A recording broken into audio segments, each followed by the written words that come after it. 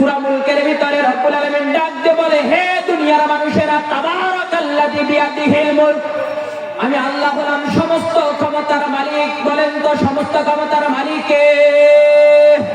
আমার রব্বুল আলামিন ডাক দিয়ে বলে, হে দুনিয়ার মানুষেরা, তোমাদের যেখান থেকে ক্ষমতা শেষ হয়ে যায় সেইখান থেকে আমি রবের ক্ষমতা শুরু হয়ে যায়। বলেন আল্লাহু আকবার।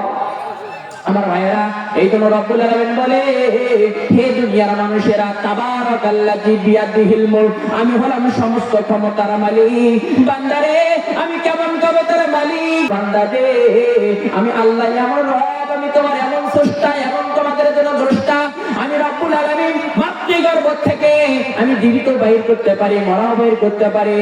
আমি রব্বুল আলামিন এমন রব, আমি আবার প্রতিবন্ধী মানুষের গর্ভ থেকে সচল মানুষ বাহির করতে পারি। বলেন আল্লাহু আকবার। রব্বুল আলামিন বলে, বান্দারে শুধুমাত্র তাই নাই, আমি মৃত্যুকে জীবিত করতে পারি, আবার জীবিতকে মৃত্যু করতে পারি। এই জন্য তো রব্বুল আলামিন বলেন, হে দুনিয়ার মানুষেরা, যেখান থেকে তোমার ক্ষমতা শেষ হয়ে যায় সেইখান থেকে আমি রবের ক্ষমতা শুরু হয়ে যায়।